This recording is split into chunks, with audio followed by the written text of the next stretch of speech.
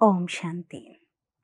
ఏదైనా సంస్కారాన్ని పరివర్తన చేసుకోవడానికి మన మూల సంస్కారాలని మనం జాగృతం చేయడం అవసరం.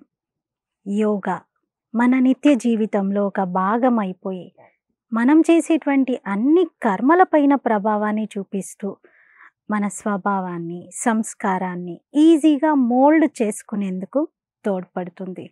అందుకే యోగా ఆధారంగా మనం మన మూల సంస్కారాలని జాగృతం చేయవచ్చు. ఈ మూల సంస్కారాలు 7 ఉన్నాయి. వీటిని మన వాస్తవిక గుణాలు, ఇన్నేట్ క్వాలిటీస్ అంటారు. మన సహజ లక్షణాలు, సహజ స్వాభావికంగా ప్రతి వ్యక్తిలో కనిపించేటువంటి 7 గుణాలు, వాటిని మనం మూల సంస్కారాలు అని అంటాం. ఆ 7 గుణాలు ఏమిటి అంటే జ్ఞానం, పవిత్రత, శాంతి, సుఖము, ప్రేమ, శక్తి, ఆనందము. ఈ 7 గుణాలు ప్రతి వ్యక్తిలోనూ ఉంటాయి. అయితే ఒక్కొక్కరిలో ఒక్కొక్క విధంగా పర్సంటేజ్‌లో తేడా కనిపిస్తుంది. కానీ ప్రతి ఒక్కరిలో కంపల్సరీ ఉంటాయి. కొందరిలో శాంతి గుణం ఎక్కువగా ఉండొచ్చు, ప్రేమ గుణం తక్కువగా ఉండొచ్చు, కొందరిలో జ్ఞాన గుణం ఎక్కువగా ఉండి శక్తి గుణం తక్కువగా ఉండొచ్చు. ఒక్కో గుణం ఒక్కొక్క పర్సంటేజ్‌లో ఒక్కో వ్యక్తిలో వేర్వేరుగా ఉంటుంది. మనకి ఈ గుణాలు జీవితాన్ని కొనసాగించడానికి చాలా చాలా ఎసెన్షియల్, చాలా అవసరం. ఇవి లేకుండా మనం ఉండలేం. ఇన్‌ఫాక్ట్ చెప్పాలంటే మనం జీవితంలో చేసేటువంటి ప్రతి ప్రయత్నంలో ఈ గుణాలని మనము స్వయంలో అనుభవం చేసుకునేందుకు ప్రయత్నిస్తూ ఉంటాం. మనం చేసేటువంటి పని ఏదైనా సరే, ఆ పనిలో అల్టిమేట్‌గా మనం పొందాలి, అనుభూతి చేసుకోవాలి అనుకున్నవి ఈ 7 ఏదో ఒకటై ఉంటుంది. ఉదాహరణకు చూస్తే కొందరు బాగా చదువుతూ ఉంటారు. ఎంత వయసు వచ్చినా కూడా ఇంకా ఇంకా చదువుకుంటూ ఉంటారు. చాలా డిగ్రీలను సంపాదించుకుంటూ ఉంటారు. ఎందుకు? జ్ఞానం అనే గుణం యొక్క అనుభూతి కోసం. జ్ఞానం అనేది ఆత్మ యొక్క సహజ గుణం. ఆ గుణాన్ని అనుభూతి చేసుకునేందుకు బయట నుండి ఇన్ఫర్మేషన్‌ని, చాలా రకాల నాలెడ్జ్‌ని ఇంటర్నలైజ్ చేసుకోవడానికి, లోపలికి స్వీకరించడానికి, తెలుసుకోవడానికి ప్రయత్నిస్తారు. ఈ అన్ని గుణాలు మనకు ఎందుకు అవసరము? ఇవి తగ్గిపోయాయి ఇప్పుడు. వర్తమాన సమయంలో ఈ గుణాల లోపం మనలో కనబడుతుంది కాబట్టి, ఆ గుణాలను భర్తీ చేసుకునేందుకు, ఆ గుణాల అనుభూతిని పూర్తిగా సంపూర్ణంగా అనుభవం చేసుకునేందుకు మనం బాహ్యంగా కొన్ని కర్మలు చేస్తున్నాం. ఏ విధంగా చూడండి, మీకు దాహం వేస్తే ఏం తీసుకుంటారు? మంచినీళ్ళు కదా! మంచినీళ్ళకు బదులుగా కాఫీలు, టీలు, ఇంకేదైనా లిక్విడ్స్, ఇంకేవైనా ఆయిల్స్ అలాంటివేవి తీసుకోరు. దాహం, దప్పిక అనేది మన శరీరంలో ఏర్పడినటువంటి నీటి కొరత. మన బాడీలో సర్టెన్ లెవెల్ ఆఫ్ వాటర్ ఉండాలి. ఆ వాటర్ పర్సంటేజ్ శరీరంలో తగ్గింది అంటే ఎక్స్‌టర్నల్‌గా మనం వాటర్‌ని తీసుకొని తాగుతూ ఆ వాటర్ లెవెల్‌ని బ్యాలెన్స్ చేస్తాం. ఇప్పుడు మీకు బాగా దాహం వేసిందని ఎవరైనా ఒక జగ్ నీళ్ళు ఇచ్చేసి ఒక గ్లాస్ ఇచ్చారనుకోండి, మీరు ముందు ఒక గ్లాస్ వాటర్ నింపుకొని తాగుతారు. మళ్ళీ ఇంకొక గ్లాస్ వాటర్ నింపుకొని మళ్ళీ తాగే ప్రయత్నం చేస్తారు. కానీ కొంత తాగిన తర్వాత ఇంకా కొన్ని నీళ్ళు ఉండి కూడా ఆ గ్లాస్‌లో అలా పెట్టేస్తారు. ఎందుకంటే సరిపోయింది అంటారు. అంటే వాటర్ లెవెల్ ఆటోమేటిక్‌గా లోపల బ్యాలెన్స్ అవ్వగానే ఒక ఇండికేషన్ లభిస్తుంది. ఇంకా సరిపోయింది అని. ఎలా అయితే శరీరంలో ఒక తత్వం తగ్గిపోవడం వలన దాన్ని బాహ్యంగా తీసుకొని నింపుకుంటున్నామో, అలాగే మనం జీవితంలో కూడా సోల్, ఆత్మలో ఉన్నటువంటి ఈ 7 క్వాలిటీస్, ఆత్మలోని మూల గుణాలను తగ్గిపోవడం వలన బాహ్యంగా కర్మలు చేసి నింపుకునే ప్రయత్నం చేస్తున్నాం. అందుకే జ్ఞానాన్ని బాగా నింపుకోవాలి అనుకుంటాం. మరికొంతమంది శాంతి గుణాన్ని నింపుకోవటానికి ప్రయత్నిస్తారు.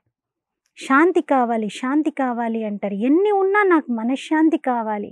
నాకు ఈ డబ్బు, హోదా ఇవన్నీ వద్దు. నాకు కేవలం శాంతి కావాలి అంటారు. ఆ శాంతి కోసం వాళ్ళు ఎక్కడెక్కడికో వెళ్తారు. ఎన్నో ప్రయత్నాలు చేస్తారు.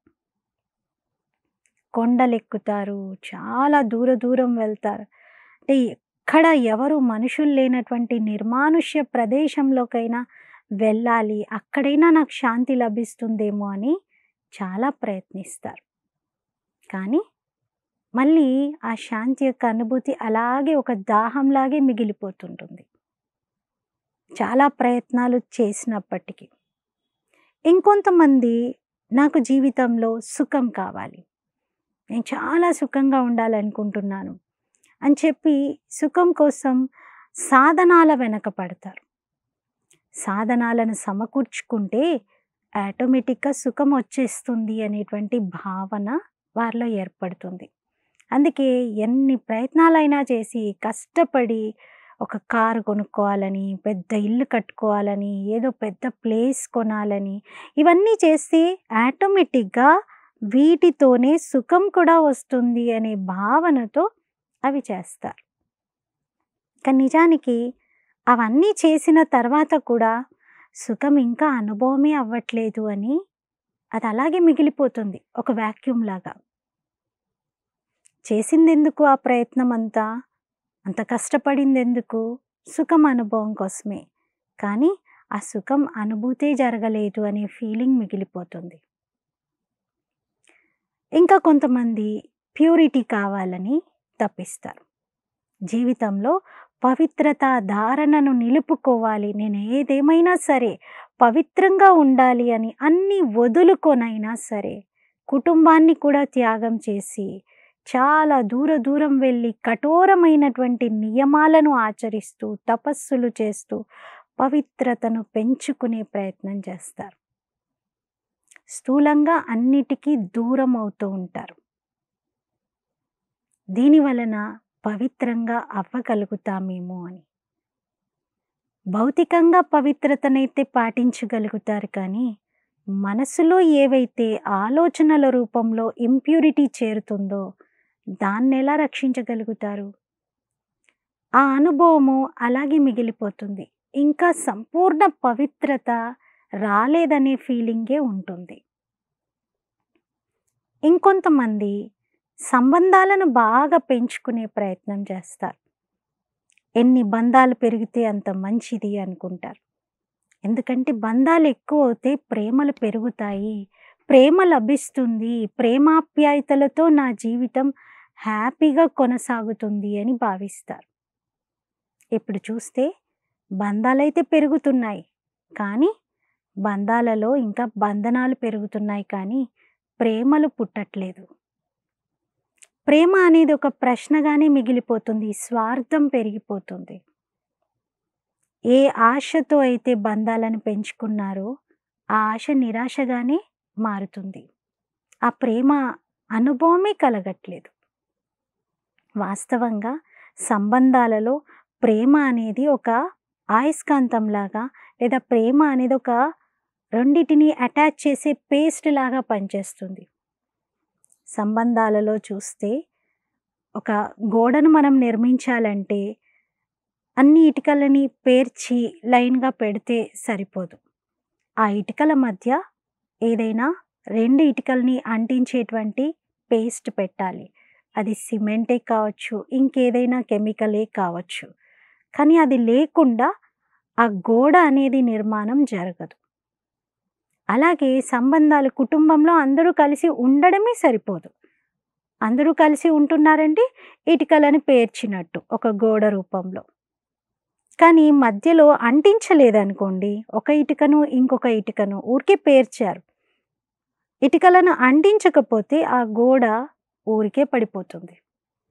అలాగే కుటుంబంలో కూడా సంబంధాల మధ్యలో ప్రేమ లేకపోతే, ప్రేమ అనేటువంటి ఆ పేస్ట్ సంబంధాల మధ్యలో లేకపోతే ఆ కుటుంబం కూడా చిన్నభిన్నమయ్యే అవకాశం ఉంది.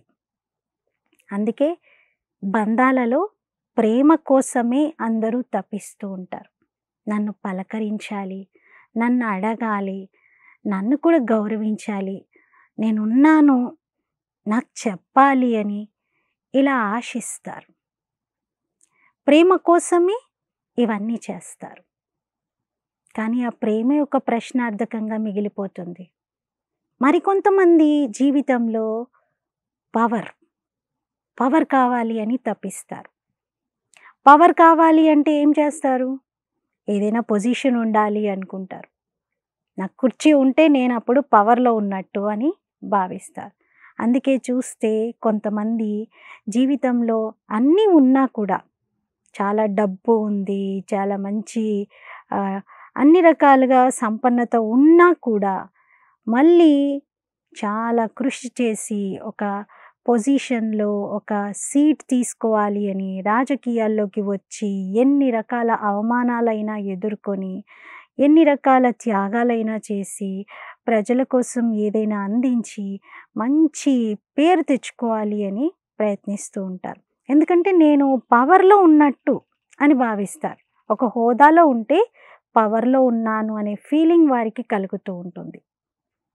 కానీ నిజానికి చూస్తే పవర్‌లో ఉండడము అంటే అది సోల్ పవర్‌లో ఉండడమా? లేకపోతే ఫిజికల్ పవర్‌లో ఉండడమా? ఒక్కసారి అర్థం చేసుకోవాలి. భౌతికంగా ఏదైతే పొజిషన్ ఉందో అది ఉన్నంత వరకు చుట్టూ నలుగురు వ్యక్తులు తిరుగుతూ మనకి గౌరవాన్ని ఇస్తారు. కానీ ఆంతరికంగా మీకు ఏ అనుభవం కలుగుతుంది? చూస్తే మనసు సంతుష్టంగా ఉందా? హాయిగా నిద్ర పడుతుందా? తేలికగా ఉండగలుగుతున్నారా? నిశ్చింత స్థితి కలుగుతుందా? నిమిత్త భావం ఉందా? ఇవన్నీ చెక్ చేసుకుంటే ఇవేవీ లేవని అనిపిస్తుంది. ఇలా కొందరు పవర్ కోసం, ఇక మిగతా వారు ఆనందం కోసం తపిస్తూ ఉంటారు. ఆనందం యొక్క అనుభవం కావాలి అని ఎన్నెన్నో అడ్వెంచర్స్ చేస్తూ ఉంటారు. ఎక్కడెక్కడికో వెళ్తూ ఉంటారు. వింత వింత కార్యాలు చేస్తారు. ఆనందం, ఎంజాయ్ చేయాలి. లైఫ్ అంటేనే ఎంజాయ్‌మెంట్. ఎంజాయ్ చేయడమే కావాలి అనుకుంటారు. ఎందుకు? ఎందుకంటే ఆనందం అనేది ఆత్మలోని గుణం. ఈ గుణాలన్నీ కూడా ఆత్మ యొక్క మూల గుణాలు. శాంతి, ప్రేమ, ఆనందము, శక్తి, పవర్ ఇవన్నీ ఆత్మ యొక్క మూల గుణాలు.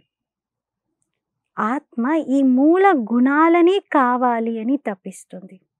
అందుకే తెలిసో తెలియకో మానవుడు తన జీవితంలో ఈ మూల గుణాల ప్రాప్తి కోసమే అనేక రకాల కర్మలను ప్రయత్నాల రూపంలో చేస్తూ ఉంటాడు.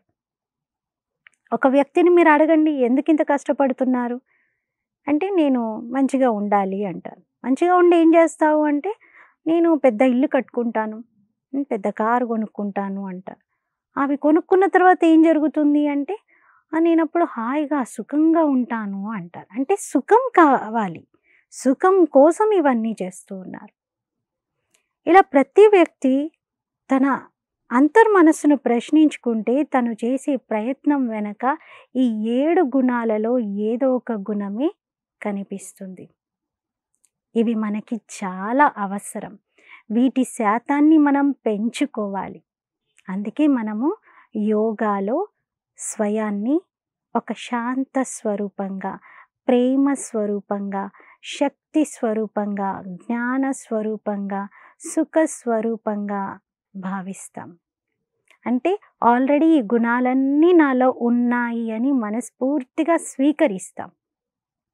ఆ సంకల్పాలు ధ్యానంలో చేయడం వలన లోపల ఉన్న ఆ గుణాలన్నీ యాక్టివేట్ అవుతాయి. వీటి కోసం నేను బయట ఏదో చేయాల్సిన అవసరం లేదు. బయట ఏదో సాధించి నేను దాని అనుభూతిని లోపల చేసుకుంటాను అనే భ్రమలో జీవించడం అవసరం లేదు అనిపిస్తుంది. ఉదాహరణకి ఒక వ్యక్తి కష్టపడి పని చేసుకుంటున్నాడు. చాలా శ్రమ పడుతున్నారు. ఒక కారు కొనుక్కున్నారు అనుకుందాం. కష్టపడి కూడబెట్టుకున్నటువంటి డబ్బులతో. ఇప్పుడు ఆ వ్యక్తి ఏమనుకుంటాడు? ఇంక కారు కొన్నాను నేను సుఖంగా ఉంటాను. ఇంకా నాకు చాలా సుఖం వచ్చేస్తుంది అనుకుంటారు. కానీ అదొక భ్రమ. కార్ అనేది మనకి సౌకర్యాన్ని కలిగిస్తుంది కానీ సుఖాన్ని కాదు. ఎలా అయితే మీరు కారు కోసం కష్టపడ్డారో భౌతికంగా సంపన్నంగా కనిపించడానికి, అలాగే ఆంతరికంగా సుఖంగా ఉండడానికి కూడా అటెన్షన్ ఇవ్వాలి. సుఖంగా ఉండడానికి సంకల్పం చేయండి. నేనొక సుఖ స్వరూప ఆత్మను. నేను నిండుగా ఉన్నాను, సంతుష్టంగా ఉన్నాను, సంపన్నంగా ఉన్నాను. నా ఆత్మ విలువల సంపదతో నిండుగా ఉంది అని సంకల్పం చేయండి. ఇది మీలో ఒక సంతుష్టత ఫీలింగ్‌ని కలిగిస్తుంది. భౌతికంగా మనం చేసేవన్నీ చెయ్యాలి. అవి తప్పు కాదు. కానీ వాటితోటే ఫ్రీగా ఈ ఆంతరిక 7 గుణాలు కూడా వచ్చేస్తాయి అనుకుంటే పొరపాటు. ఎలా అయితే భౌతికంగా, ఫిజికల్‌గా అటెన్షన్ ఇచ్చి కష్టపడి చేస్తున్నారో, అలాగే మనసు పైన కూడా కొంత అటెన్షన్ ఇచ్చి ఈ గుణాలను అనుభవం చెయ్యాలి. దీనికోసం ముందుగా మనల్ని మనం స్వీకరించాలి. ఈ గుణాలు నాలో సహజంగా ఉన్నాయి అని. వీటి కోసం మనం ఎక్కడ వెతకాల్సిన అవసరం లేదు. ఈరోజు మనము మన లోపలే ఉన్నటువంటి ఈ గుణాలని బయట వెతుకుతూ ఉన్నాం. కానీ ఈ క్షణం నుండి బయట వెతకడం కాదు, మనం ఎక్కడైతే వీటిని పోగొట్టుకున్నామో అక్కడే వెతుక్కుందాం. చెప్తారు, ఒకసారి ఒక ముసలావిడ సూది పడిపోయిందని వెతుకుతూ ఉందంట. ఎంతసేపు వెతికినా కూడా దొరకట్లేదు. దారిన వెళ్ళేటువంటి ఒక వ్యక్తి చూసి, "ఏమ్మా ఏం పోయింది?" అంటే, "సూది పోయింది" అని అందంట. "నేను వెతికిస్తానులే" అని ఆయన కూడా వెతుకుతూ ఉన్నాడు. ఎంతకీ దొరకట్లేదు. చివరికి అతను అడుగుతాడు, "ఎక్కడ పోగొట్టుకున్నావవ్వా?" అని. ఆమంటుంది, "గుడిసె లోపల" అని. "మరి అదేంటి వీధి దీపం క్రింద వెతికిస్తూ ఉన్నావు? గుడిసె లోపల పోతే గుడిసెలోనే వెతుక్కోవాలి కదా" అని అంటాడు.